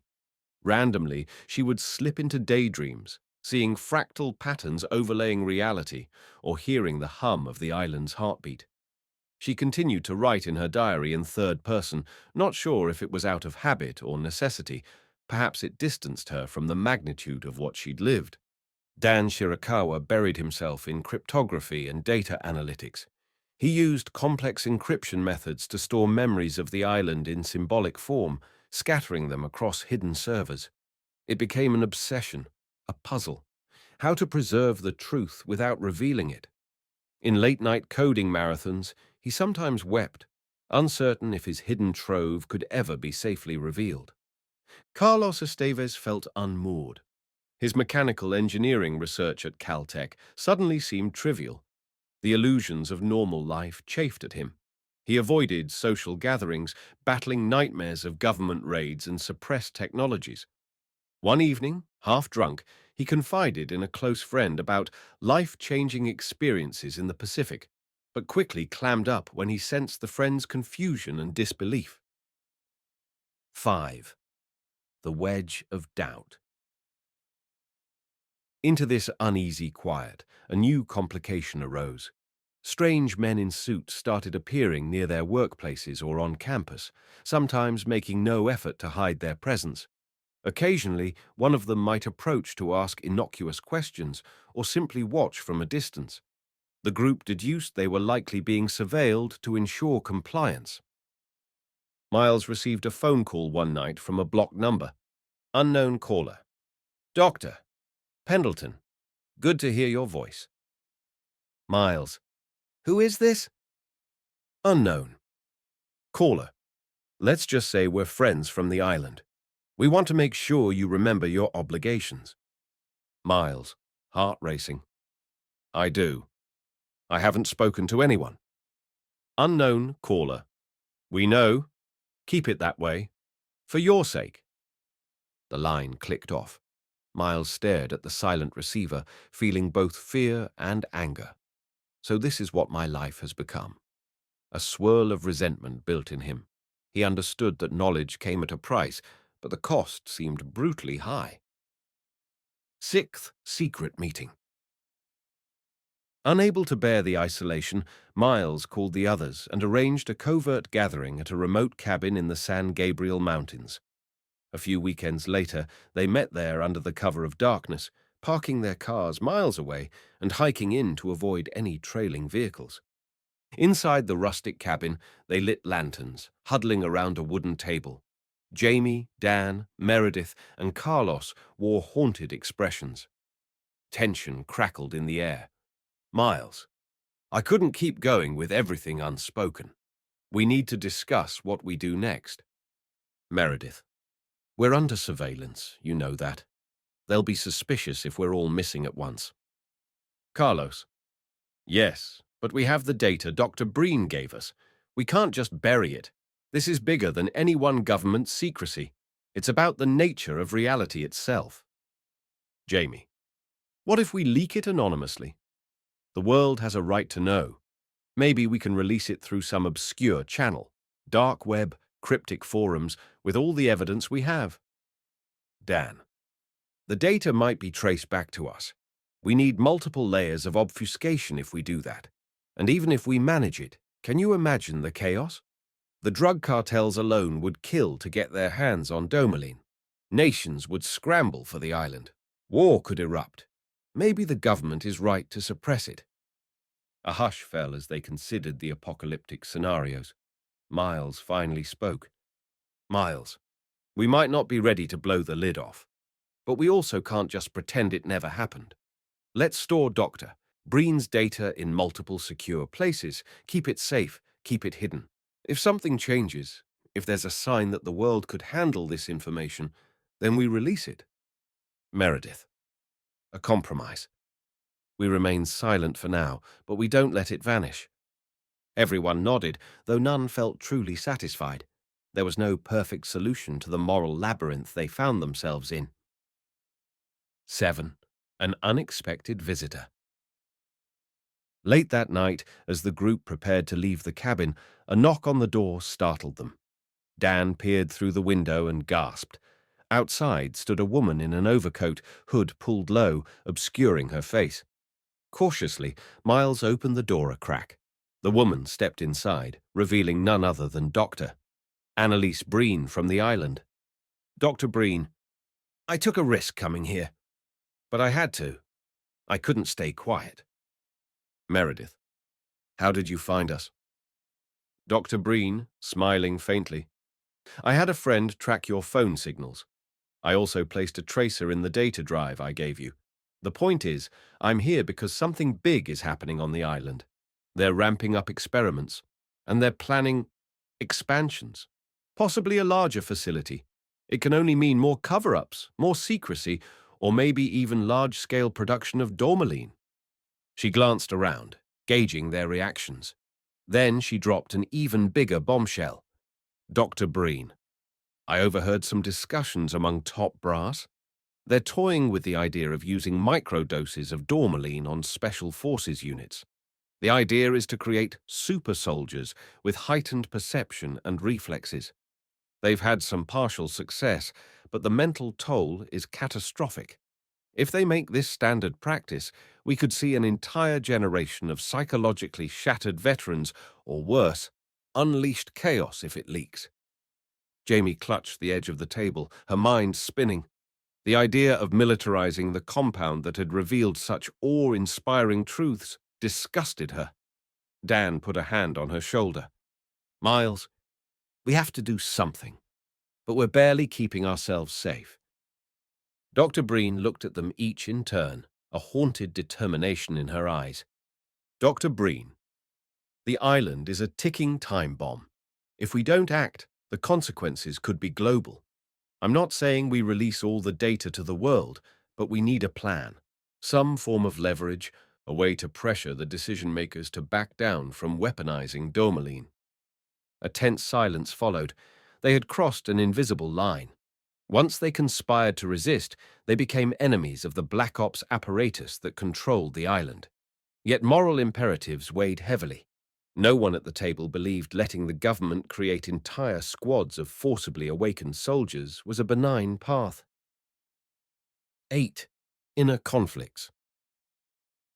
Over the next few hours, a heated debate ensued. Some argued for a carefully orchestrated public leak that would force oversight. Others insisted that unveiling even partial truths could spark a worldwide scramble for the plant. Dr. Breen proposed a middle path. Approach certain influential senators or journalists discreetly, gauge their willingness to investigate, and hope for a controlled exposure. Meredith. It's risky. Politicians can be compromised, or they might sensationalize the story, turning it into a fiasco. Dan. We could pick a journalist known for protecting sources, someone with a track record of integrity. Carlos. But even then, the forces we're up against are powerful. They might crush any investigation before it gains traction.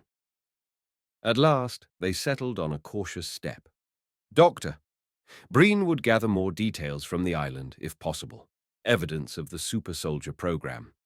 Meanwhile, Dan would set up a triple encrypted channel to a journalist they all trusted, perhaps an independent investigative reporter. If the evidence became strong enough, they would pass it along, ensuring anonymity. 9. The widening rift.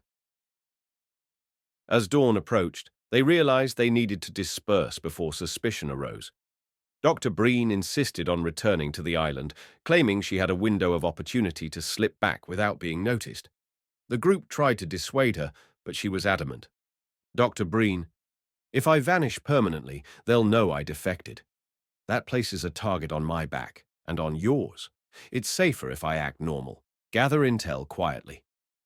Jamie, this is insane, but I guess you're right. They parted ways in the early morning haze, hearts heavy with the knowledge that they were inching closer to open defiance.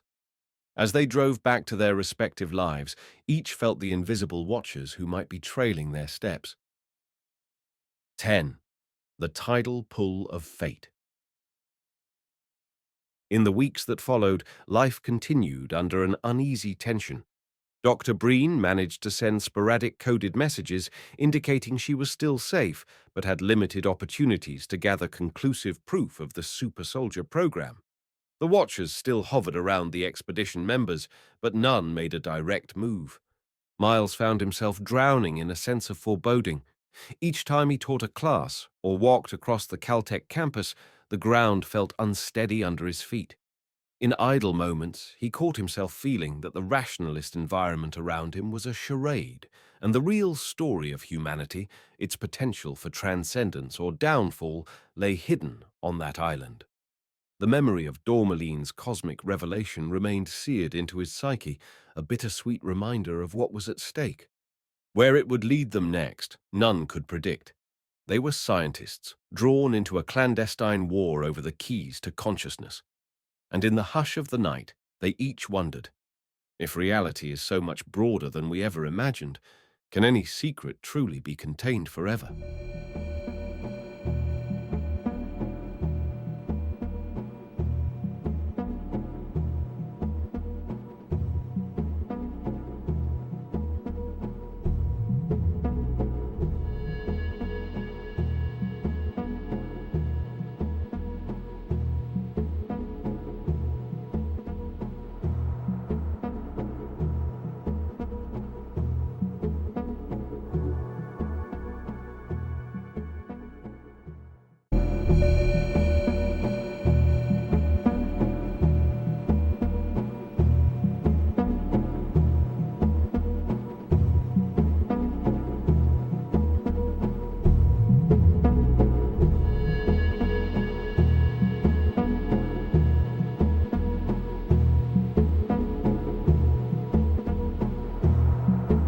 Episode 6. The Twisted Summit. 1. Breaking Point. Months slipped by in a blur. Dr. Annalise Breen's updates from the island trickled in fitfully. She described an ever-expanding research agenda, rumored shipments of specialized lab equipment, and hushed arrivals of elite military units. Yet she lacked direct evidence of the super soldier program. Security had tightened drastically since the team's visit. Then came a frantic, coded message. Decrypted by Dan, it read, "Urgent. They're relocating materials for mass cultivation of the plant. Phase 0 of human trials underway. Time running short." The group convened once again, this time in a small apartment belonging to a friend of Meredith's who was out of town. They spoke in whispers, mindful of potential surveillance devices. Miles. If they truly mass cultivate the plant, that changes the game.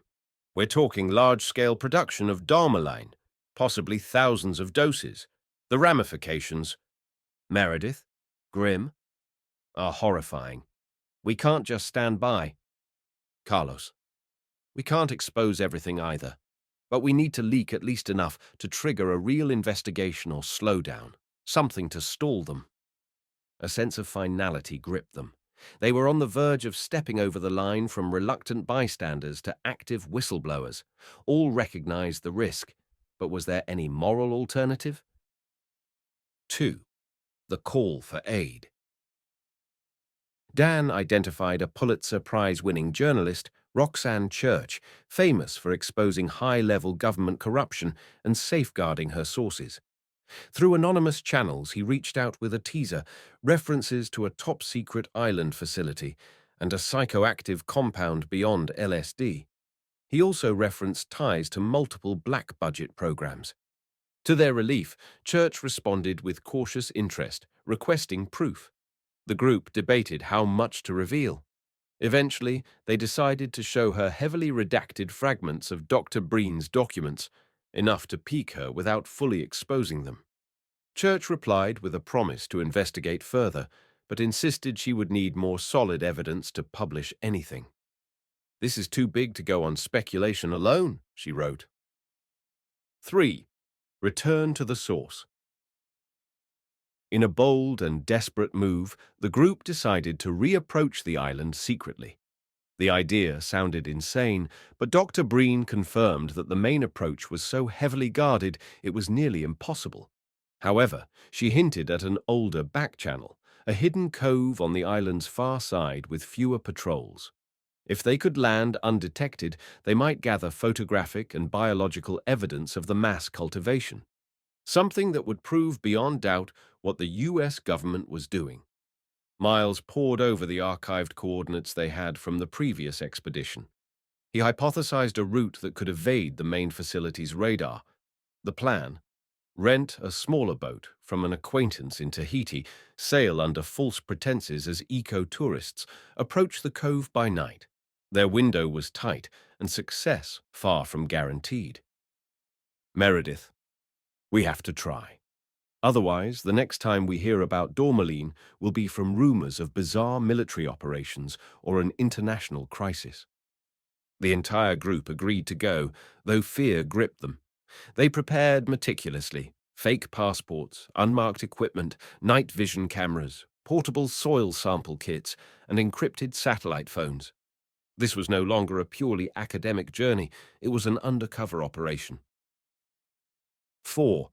Midnight landing. A month later, they found themselves on a small schooner named Moonflower, purchased through a shell account Dan had set up. The crossing from Tahiti took nearly a week, navigating open seas in a zigzag pattern to avoid suspicion. Tension ran high. Any sign of a military vessel could spell doom. They reached the island's vicinity around 2 a.m. on a moonless night. The thick fog seemed to cloak the island once again, as if it recognized them. Using carefully plotted GPS coordinates, this time cross-referenced with older charts that might still be inaccurate, they aimed for the hidden cove Dr. Breen had mentioned. The small schooner glided in, sails furled to minimize noise. Through night vision binoculars, Jamie scouted the rocky shore. No obvious signs of patrols. They deployed an inflatable raft and paddled silently to land. The sand felt cold and damp underfoot, a chilling echo of their first arrival. Miles, whispering, "We're here again. Part of me can't believe it." Meredith, softly, "Me neither. Let's not linger. The facility must be inland." They concealed the raft among rocks, covering it with netting. Then they switched on infrared headlamps, slipping into the jungle's dark embrace. 5. Into the lion's den. Stealthily navigating overgrown trails, they moved deeper inland. The night was eerily silent, except for rustling leaves and distant animal calls. The group wore black clothing, heads on swivels. An hour in, they spotted the perimeter fence topped with razor wire. Beyond it lay newly erected greenhouses illuminated by faint security lights. Even from a distance, they saw rows and rows of the violet-blue flowers, Floris tenebris, in mass cultivation. Carlos gasped. This was no small research plot. It resembled a commercial-scale operation. They recorded video with thermal cameras, capturing images of armed guards patrolling the greenhouse area. A small drone hovered overhead, presumably a security measure. Dan, whispering, "We have to be extremely careful. One ping from the drone's sensors, and we're caught." Jamie, "We need definitive footage, though. Let's get closer." Inching along the fence line, they found a spot where heavy foliage shielded them from the overhead drone's line of sight. From there, they zoomed in with high-resolution cameras. The images were stark. Uniformed personnel tending rows of the psychoactive plants, racks of sophisticated equipment, boxes labeled Floris tenebris, handle with care. Meredith silently documented everything with a date-time stamp, ensuring that no one could dismiss it as fabricated. They also took soil samples at the fence's edge, hoping to prove the presence of the compound. The stakes felt impossibly high. 6th reunion with Analogue. Suddenly, a soft voice hissed from behind. Voice. "Over here!" They whirled around, ready to flee or fight. Relief washed over them when they recognized Dr. Breen, partially hidden behind thick ferns. She beckoned them to follow her. They hesitated. Was it a trap? But her eyes pleaded trust. They slithered through a narrow gap in the fence that Dr. Breen had apparently prepared. Inside, near a cluster of storage crates, they crouched behind a half wall. She whispered urgently, "Dr. Breen, you shouldn't have come. Security is insane, but I can help you get what you need." Miles, "We have some footage already. We need more. Official memos, data on these super soldier trials." Dr. Breen, "Follow me. There's a lab building on the eastern side. We can access the servers from a back door if we're quick." Their hearts hammered as they dashed across open ground to a nondescript building. At the rear entrance, Dr. Breen swiped a security card. The door clicked open. They stepped into a dimly lit corridor lined with sealed labs. Flickering fluorescence hummed overhead. 7. The ultimate evidence. Leading them to a cramped server room, Dr. Breen typed a code into a locked cabinet. Inside lay a large workstation. She inserted a flash drive, bypassing multiple security protocols. Lines of code scrolled. Dan helped navigate, searching for the specific project files referencing Operation Synthesis, the rumored super soldier initiative. Success! They found encrypted folders detailing trials on volunteer soldiers microdosed with dormaline to enhance sensory awareness, reaction times, and cognitive processing. Some logs recounted horrifying side effects: permanent paranoia, time dysmorphia, suicides. The data was damning, replete with official letterheads and military codenames. They copied everything onto external drives. Time felt like it stretched endlessly, yet also threatened to snap at any moment. At last, the transfer completed. They had the smoking gun, proof of large-scale cultivation and unethical experimentation. Dr. Breen, You have to get out of here. If they catch you with this, it's game over. Miles, come with us. They'll suspect you once we leak these files. You'll be safer beyond their reach. Dr. Breen, sad smile. I can't. Not yet. Too many colleagues here who aren't complicit. I can still protect them from the inside. Tears glistened in Jamie's eyes as she hugged Dr. Breen in gratitude. Then the alarm sounded. 8. The chase. A blaring siren cut through the air. Red lights flashed across the corridor. The group froze for a split second. Dr. Breen panicked. They know you're here. Go. Now. Without hesitation, they sprinted. Dr. Breen dashed in the opposite direction, presumably to create a diversion. Armed soldiers poured into the hallways, shouting orders. The team ducked into a side exit, slipping out as bullets ricocheted off steel walls. Heart pounding, Miles led them around the back of the building. They vaulted crates, dodged searchlights, and hurled themselves through the hole in the perimeter fence. Shots rang out behind them. Bark from a tree exploded near Carlos's head. Adrenaline surged. They raced through the jungle, barely navigating by starlight. At one point, Dan tripped and fell, losing grip of the flash drive. Jamie dove back to grab it, stuffing it in her pocket. The guards were close. The night seethed with chaos, shouting, barking dogs, helicopter rotors whirring in the distance. Finally, the cove lay before them. The raft was still there, hidden under netting. They tumbled in, paddling madly to the Moonflower. Under covering darkness, they hoisted the raft on board, started the engine, and steered away from shore. The island receded once more, looming as a dark silhouette. 9. The surprising end at sea. They aimed for open waters. The plan was to vanish beyond radar range, then plot a course to an unassuming port where they could slip away. But fate had other plans. Barely an hour into their flight, an approaching helicopter cut through the sky.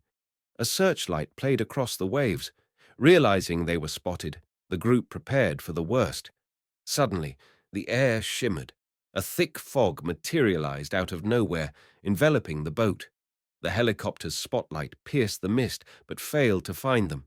The pilot circled overhead, then drifted away, presumably confounded by the sudden low visibility conditions. Meredith recognized something about the electromagnetic or meteorological phenomenon that shielded the island. Now it seemed to cloak them protectively. Meredith, softly, "It's like the island itself is helping us escape." Jamie, "Or the plants field is resonating with us. Either way, I'm not complaining." Within minutes, the helicopter gave up. The team navigated carefully, trusting the digital compass. Slowly, the fog lifted, revealing open ocean. They exhaled in collective relief, realizing they had escaped. 10th final revelation. Days later, the group arrived at an obscure marina in Fiji. Exhausted, battered, but triumphant. Over a secure connection, they uploaded the trove of evidence to Roxanne Church, the journalist. She was stunned by the volume and credibility of the data. Plans were made for a bombshell expose. Yet, in the final twist, Roxanne Church never published. 2 days after acknowledging receipt of the files, her phone went dead. The team's attempts to contact her were met with silence. Investigating, Dan discovered that her entire online presence vanished. Social media accounts wiped, email addresses disabled, even archives of her previous articles suspiciously purged. Panic seized them. Had she been taken?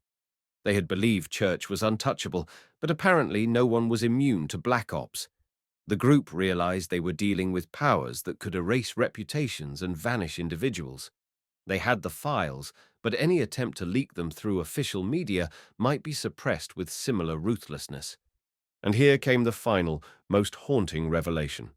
As they weighed their next move, they found an encoded message on Dan's hidden server. It was from Commander Pierce, or at least it used his signature cryptographic key. The message read, "You cannot win this. The world is not ready, nor will it ever be. If you persist in trying to reveal our work, more will vanish. The illusions of freedom are strong, but illusions nonetheless. Attached was a single image. Doctor. Breen in a high-security cell, face bruised, staring blankly at the camera. They stared at the screen in horror. The truth battered them. The unstoppable machine they were up against. The reality that no matter how damning the evidence, those in power could always bury it. In that moment, they realized Mount Analogue was more than an island. It was a metaphor for the impossible summit of truth, always obscured by clouds of secrecy and power. They had glimpsed the underpinnings of reality, both mystical and political. Yet they stood powerless to share that cosmic vista with a world that might not even want it. The story ended not with triumphant disclosure, but with a deeper, more unsettling awakening.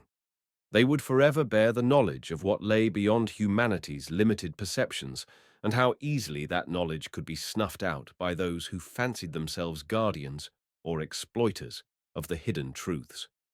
The cost of enlightenment was to walk a perilous path between revelation and annihilation, haunted by the question of whether real change was even possible in a world so adept at erasing inconvenient realities. Author's note/diary excerpt. April 12th, 2025. They say knowledge sets one free, but in our case, it has become a gilded cage. We know the shape of the bars, the illusions they cast, and yet we cannot escape them. Commander Pierce told us the world wasn't ready to see beyond the veil. Maybe he's right, or maybe we're all just too afraid to break the illusions. For now, we hold on to our diaries, our encrypted files, our painful memories of that island and its impossible plant. We each wonder if, someday, a crack in the armor of secrecy might appear, letting the truth seep through.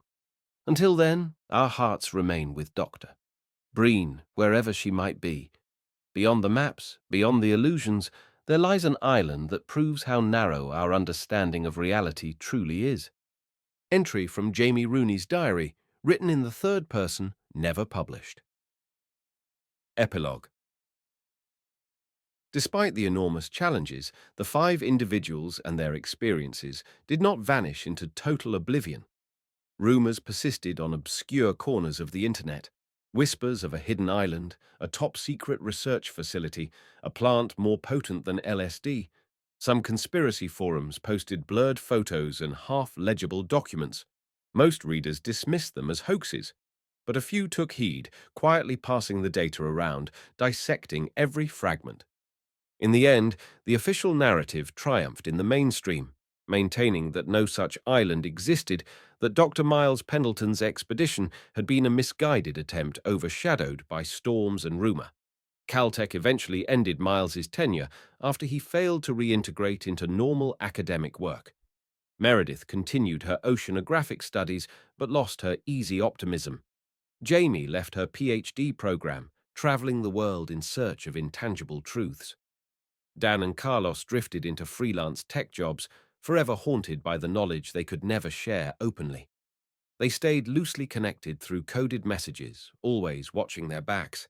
Yet, each night, in private moments, they closed their eyes and saw, once more, the swirling fractals and cosmic unity revealed by Dormaline. They remembered how reality had seemed so much vaster and more alive than anyone dared imagine. And in those fleeting instants, they felt a bittersweet conviction that somewhere, beyond the horizon of official maps and official truths, Mount Analogue still stood, a monument to humanity's boundless capacity for awe and the equally boundless potential for denial. The end.